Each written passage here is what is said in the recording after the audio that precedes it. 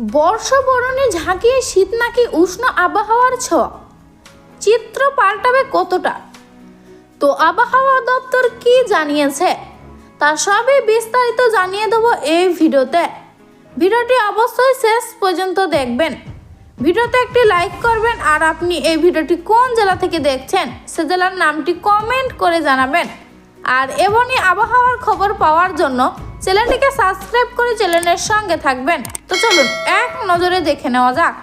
উধাও শীতের কড়া কামড়, উৎসবের আবহে কনকনে ঠান্ডার জবুথবু হয়ে কেকে কামড় বসানোর দিন শেষ। বঙ্গোপসাগরে ঘূর্ণাবর্ত চোখ রাঙাতে শুরু করেছে বছরের শেষে, যার জেরে উত্তরের হাওয়াটা দাপট পিছু হটতে শুরু করেছে। শেষে লগ্ন এসে শহরে নেই শীতের আমেজ।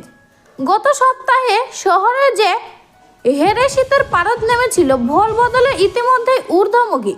হাওয়া অফিস সূত্রে খবর মিলেছে মঙ্গলবার কলকাতার সর্বোচ্চ তাপমাত্রা ঘোরাফেরা করতে পারে 27 ডিগ্রি সেলসিয়াসের আশেপাশে, স্বাভাবিক থেকে যা কিনা 2 ডিগ্রির উপরে।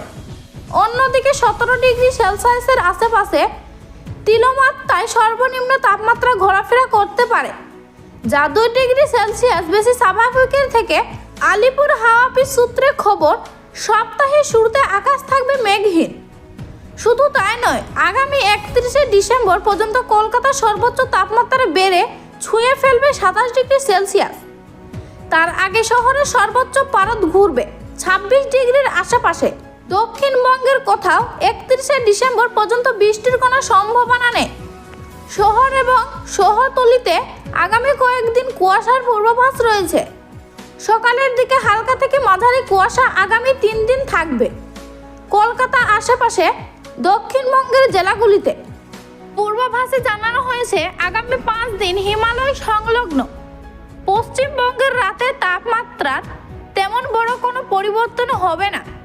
13 থেকে 14 ডিগ্রির ঘরে ঘোরাফেরা করছে জেলার বিভিন্ন প্রান্তের তাপমাত্রা। জানুয়ারির প্রথম 4 থেকে 5 দিন পর্যন্ত পশ্চিমী ঝঞ্ঝার প্রভাব থাকবে। বর্ষা শেষে বর্ষবরণ, এমনকি নতুন বছরের প্রথম কয়েকদিনও সম্ভাবনা নেই ঠান্ডার কোনোভাবে ফেরার। আপাতত অধ্রায় থাকছে কনকনে শীত, তবে কুয়াশা মাখা হালকা শীতের আমেজ উপভোগ্য আবহাওয়া থাকবে।